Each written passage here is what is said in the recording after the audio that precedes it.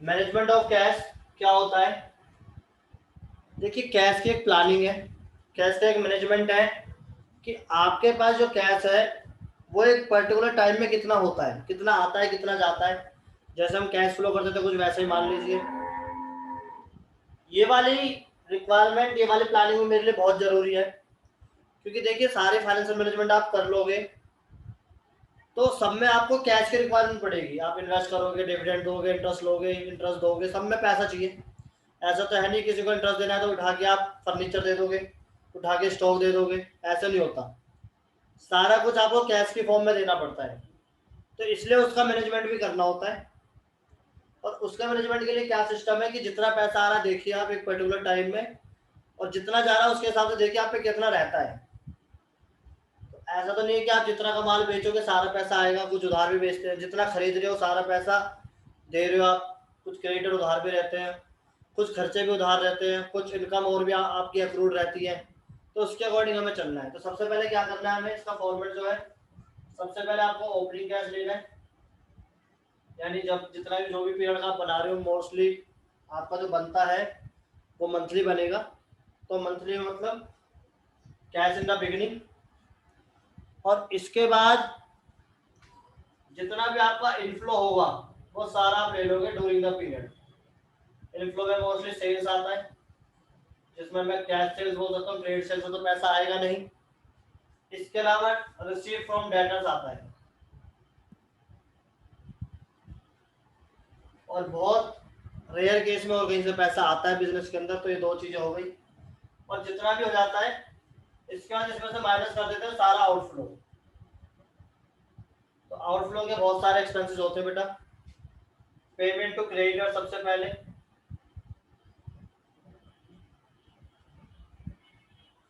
Creditors को जो आप पेमेंट करोगे, ठीक है। यहाँ पर क्रेडिट सेल लिख सकते हैं आप। कैश परचेज हो सकता है, अगर आप कैश में परचेज कर रहे हो तो। एक्सपेंसेस पेड हो सकता है, या आउटस्टैंडिंग एक्सपेंस भी पेड हो सकता है। आपने आप आउटस्टैंडिंग एक्सपेंस दे रहे हो तो, या कोई फिक्स असेट परचेज कर रहे हो तो वो भी हो सकता है। बेटा बहुत सारे हैं। फिक्स असेट परचेज करोगे तो उसका एक्सपेंस, बहुत सारे खर्चे हो सकते हैं। तो मोस्टली जो कॉमन है वो ये है। इस तरीके से आपका बन जाएगा।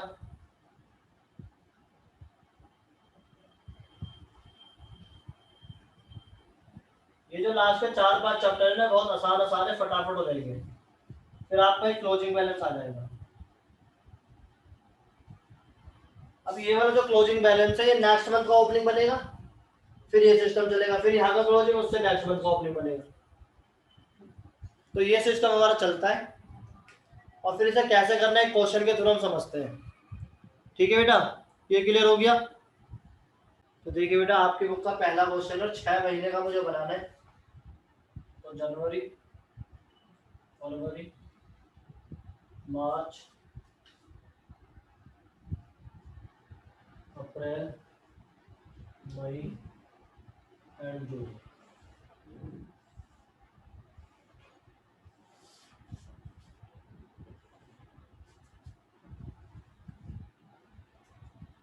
ठीक है बेटा, स्टार्ट करते हैं। सबसे पहले ओपनिंग बैलेंस।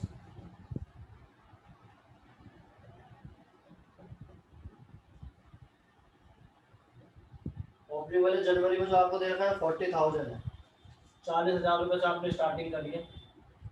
और फिर परचेज करेंगे इनफ्लो, मतलब सॉरी ऐड करेंगे इनफ्लो। इनफ्लो में आपका सेल्स है एक तो 40% कैश सेल्स। तो जितनी भी आपकी सेल्स दे रखी है उस सबका 40% आपको सेम मंथ में रिसीव होता है। जनवरी में तो कोई है ही नहीं। फरवरी में 32,000 का 40%, कैलसी ले लेता हूँ। 32,000 का 40%, इसका मतलब 12,800। इसके बाद नेक्स्ट है आपका 60,000 का 40%, 24,000। इसके बाद 68,000 का 40%, 27,200। इसके बाद 68 का सेम यानी 27,200 इसका भी फिर। और लास्ट में 80,000 का 40%, 32,000। ठीक है बेटा। इसके बाद आएगा रिसीव फ्रॉम डेटर्स। देखिए बचा हुआ आपने उधार बेचा, जिसका पैसा आपको अगले महीने मिलेगा। यानी यहाँ पर आपको 32,000 में से 12,800 रुपये मिल गए, यानी 19,200 रुपये यहाँ मिलेंगे। इसमें 60,000 में 24,000 मिल गए तो 36,000 यहाँ मिलेंगे, अगले महीने मिल रहे हैं। इसमें से 68,000 में 27,200 मिल गए तो 40,800 रुपये यहाँ मिलेंगे। इसके भी 40,800 रुपये यहाँ मिलेंगे, और यहाँ जो इसके बच गए 48 वो अगले महीने मिलेंगे, जिसका हमें बनाना नहीं है। ठीक है बेटा, तो आपका टोटल कैश हो जाएगा आपके पास जो है, क्योंकि और कहीं से तो पैसा आ नहीं रहा है, तो आपका टोटल कैश हो गया। इसके बाद माइनस होगा आउटफ्लो। आउटफ्लो में कह रहा है आप 50% तो सेम मंथ में देते हो, यानी कैश परचेज हो एक तरीके से जो सेम मंथ में आप कर रहे हो। तो कैश परचेज पहले महीने में है आपकी हाफ, 50% लेना बेटा, 12,000, 20,000, 24 दोनों साल, तो दोनों महीने में, एंड 26 एंड 24। और कह रहा है इसका 50% आप देते हो नेक्स्ट मंथ, यानी जो बैलेंस बच गया पेमेंट टू क्रेडिटर्स,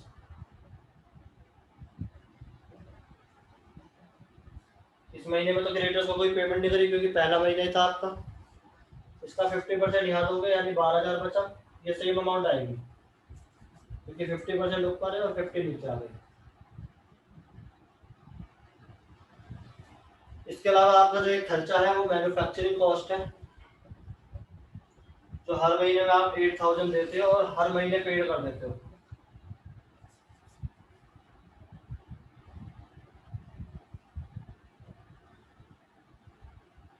और इसके बाद एक और चीज है आपकी, आपने मशीन परचेज की थी जिसकी पेमेंट आपने फरवरी में करी है 12,000 की, तो फरवरी में आएगी सिर्फ, तो आपकी टोटल पेमेंट हो जाएगी। चलो बेटा लाइट आ गई, एक सेकंड रुको।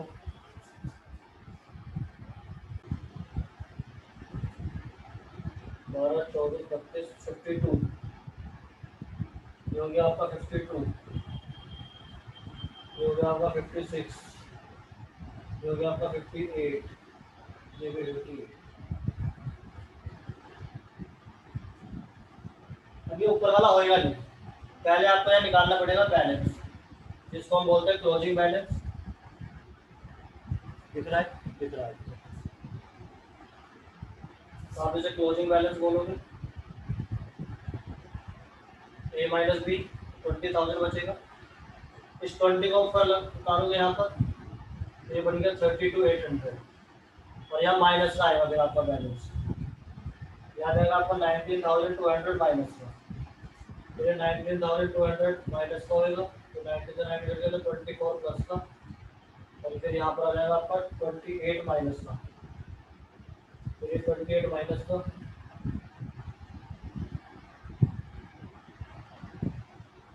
यहाँ पर आएगा आपका 25,200, इसमें से गए तो 2,800 माइनस का, फिर 2,800, 47,200, 20 चलेगा यहाँ से, तो 20, ठीक है। ये बचेगा आपका 10,800 माइनस का,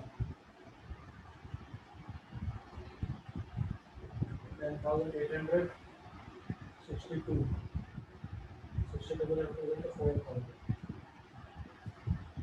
ठीक है बेटा, कुछ इस तरीके से होगा। 14.3 क्वेश्चन बोल रहा है कि कैश बजट आपको प्रिपेयर करना बेटा, एबीसी लिमिटेड का 4 क्वार्टर है, क्वार्टर का बनाना है। ओपनिंग कैश दे रखा है, कलेक्शन फ्रॉम डेटर्स दे रखा है, कलेक्शन फ्रॉम डेटर्स सीधा सीधा गिवन है, कोई प्रॉब्लम नहीं है, और पेमेंट भी आपको सीधी सीधी गिवन है। तो सबसे अच्छा प्लस पॉइंट यही है कि आपको ये सारी चीज़ें सीधी सीधी गिवन है, तो बहुत आसान है। ये वाला क्वेश्चन एफएम की बुक के अलावा कॉस्टिंग की बुक में भी है, और ये वाला क्वेश्चन शायद मेरे ख्याल में हमारी मैनेजमेंट अकाउंटिंग की बुक में भी है। तो ये एक ऐसा क्वेश्चन है जो हमारी सारी बुक के अंदर है जहाँ पर कैश मैनेजमेंट का यूज है, तो एक ऐसा क्वेश्चन है। अब इसके बाद आपको पहले दे रखा है, तो पहले ये सारी चीज़ें बना लेते हैं 4 क्वार्टर की, उसके बाद बाकी बातें करते हैं आपके साथ। क्वार्टर 1, Q2, Q3 और Q4 थोड़ा सा वर्किंग बनेगा इसमें, स्पेस वहाँ पर है हमारे पास वर्किंग के लिए, तो देख लेंगे। मेरे ख्याल में वो उतना इनफ है। ठीक है बेटा, सबसे पहले आपके पास ओपनिंग कैश, तो ओपनिंग कैश तो आपको सिर्फ एक ही का दे रखा होता है, Q1 का दे रखा है 10,000।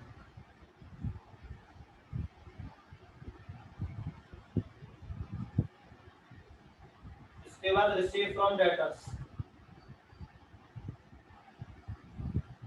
या रिसीव फ्रॉम कस्टमर्स भी लिख सकते हैं, सेम बात है। तो रिसीव फ्रॉम कस्टमर दे रखा है 125, 150, 160 एंड 221।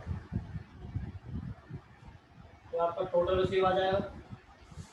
और टोटल कैश भी लिख सकते हो आपके पास जो है स्टार्टिंग में। इसके बाद पेमेंट्स जो आप माइनस करते हो, पेमेंट्स उसमें दे रखी है आपको, सबसे पहले परचेज दे रखा है,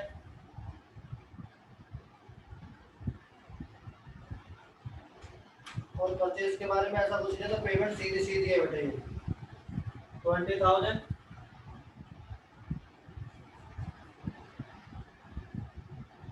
25,000, 25,000 एंड 54,200। ठीक है बेटा। नेक्स्ट है आपको other expenses,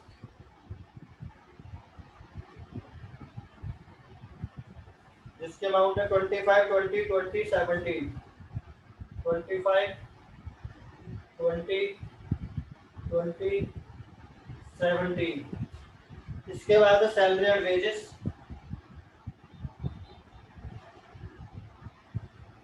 salary and wages है 90, 95, 95, 90, 95, 95 एंड 109, 200। ये second and third quarter same सा चल रहा है ऑलमोस्ट। इनकम टैक्स आपने सिर्फ पहले क्वार्टर में पेड किया, उसके बाद पेड ही नहीं किया, 5,000।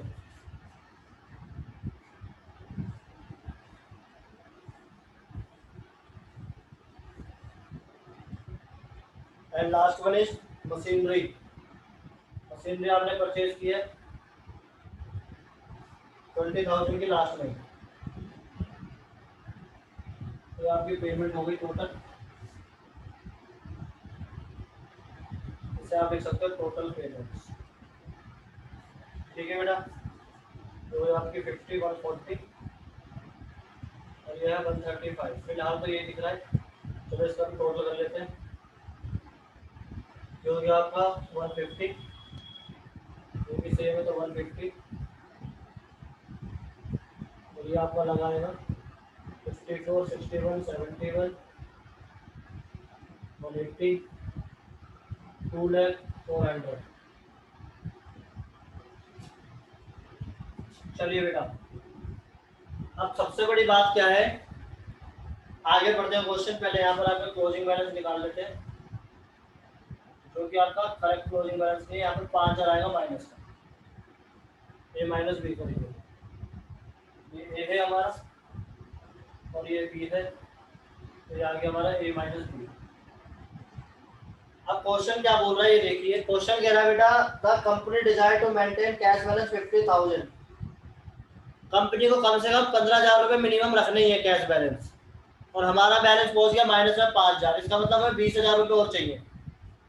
चलिए इसके बाद क्या कह रहा है, at the end of each quarter, हर क्वार्टर के एंड में आपको कम से कम 15,000 रुपए चाहिए minimum. Cash can be borrowed और repaid in multiple of 100 at the rate interest 10% per annum. यानी अगर आपके पास पैसा 15,000 नहीं बच रहा तो आप लोन ले सकते हो, लेकिन जो लोन लोगे वो मल्टीपल ऑफ 500 में होना चाहिए।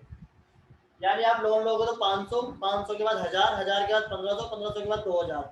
ऐसे नहीं ले सकते कि 500 के बाद 700 लो, 700 के बाद 1,200 लो, 1,400 लो, ऐसे नहीं। जो 500 से सीधा सीधा डिवाइड हो जाए वैसा लोन ले सकते हो। तो यहाँ पर हम 20,000 का लोन ले सकते हैं। ठीक है, चलिए इसके बाद इंटरेस्ट 10% देना उस पर। Management does not want to borrow cash more than what is necessary. Management चाहता है कि आप लोन को जो है ज्यादा आगे मत बढ़ाओ, और ट्राई कीजिए कि जल्दी से जल्दी वो रिपेड हो जाए।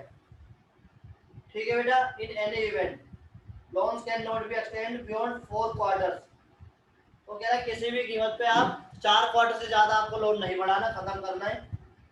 Interest is computed and paid when repayment is made at the end of each quarter. आपको जो पेमेंट करनी है रीपेमेंट, वो आपको एज्यूम करके चलना है कि आप क्वार्टर के एंड में कर रहे हो, और जो आप लोन ले रहे हो वो क्वार्टर के स्टार्टिंग में ले रहे हो।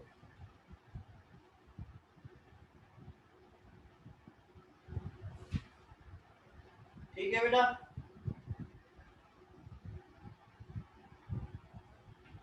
चलिए बेटा इसे करते हैं। अब आपको क्या करना है, यहाँ पर लोन लेगा, लोन टेकर। आपको मिनिमम 20,000 15,000 बनाने, तो 20,000 का लोन लेना है। यहाँ मैं 2 कॉलम बना देता हूँ, ये इसे मान लो सी, इसे मान लो डी, और यहाँ पर एक और बना देता हूँ इंटरेस्ट पेड। आगे चल के तो आप पेड करोगे, और यहाँ पर दोनों ले लो, ये ऐसे ले लेते हैं, लोन टेकन और पेड। आगे चल के पेड भी करोगे तो पेड भी इसी में ले लेंगे। ये हो गया सी, ये हो गया डी, ये हो गया ई, और फिर आपका अब आएगा जो क्लोजिंग बैलेंस आएगा, यहाँ जाएगा आपका क्लोजिंग कैश। कैसे आएगा,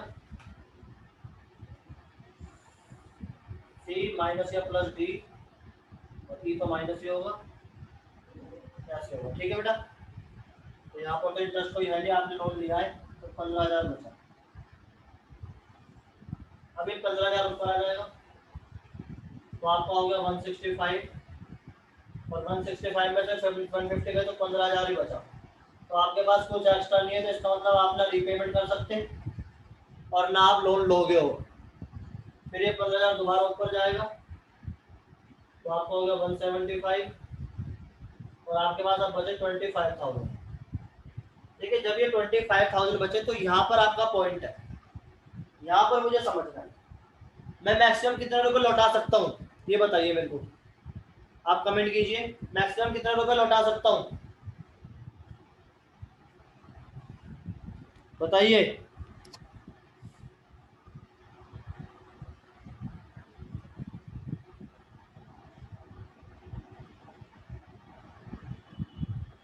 कितने रुपए लौटा सकता हूँ मैक्सिमम? मेरे भैया मेरे को समझ ही नहीं आ रहा, बोलो भाई। मेरे में 25,000 और मुझे मिनिमम 15,000 रख रहा है, तो 10,000 लौटा सकता हूँ।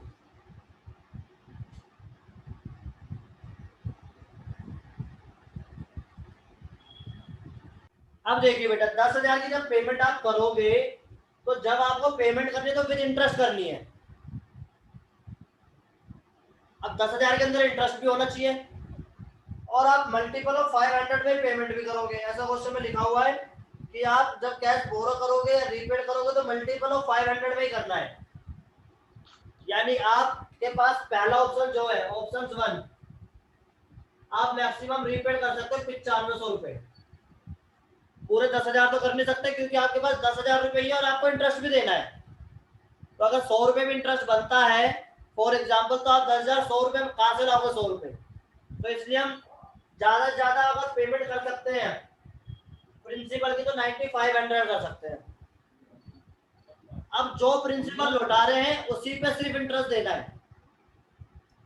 अब अगर मैं इस पे इंटरेस्ट निकालूं, इंटरेस्ट कैलकुलेट करूं, तो 9500 का 2 क्वार्टर का इंटरेस्ट हो गया, और तीसरा क्वार्टर यानी 9 महीने का हो गया। 9 महीने का इंटरेस्ट और रेट 10%, तो कितना बन रहा है बेटा ये? 9500 का इंटू 10% इंटू 9/12, ये बन रहा है बेटा आपका 712 रुपए 50 पैसे, और ये आपका 500 रुपए से ज्यादा बन रहा है। अगर आपका इंटरेस्ट 500 रुपए से ज्यादा बन रहा है, इसका मतलब आप 9500 रुपए की पेमेंट नहीं कर सकते। क्यों नहीं कर सकते? क्योंकि भैया अगर 9500 की पेमेंट करोगे तो 712 आपको इंटरेस्ट भी देना पड़ेगा, तो इसका मतलब आपको टोटल 10,212 रुपए पेमेंट करनी है, जो कि पॉसिबल नहीं है, क्योंकि मैक्सिमम 10,000 कर सकता हूँ। तो ये वाला ऑप्शन तो फेल हो गया।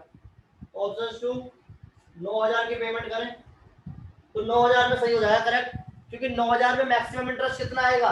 712 से ज्यादा तो आएगा नहीं, 712 से कम ही आएगा। तो इंटरेस्ट निकालते हैं इसका, 9,000 का 9 मंथ का और 10%, तो 900 इंटू 9/12, 675। तो ये वाली पेमेंट आप कर सकते हो। यानी आप जब रीपेमेंट करोगे तो 9,000 तो लोन दोगे और 675 रुपये आप इंटरेस्ट दोगे, तो आपके पास बचेगा 15,325 रुपये। और इस 15,325 को ऊपर लगा लो, तो आपका आ जाएगा बेटा 325, तो पीछे है 15,236, और इसमें से 2,04,000 माइनस कर दी, तो आपके पास कितने बचेंगे?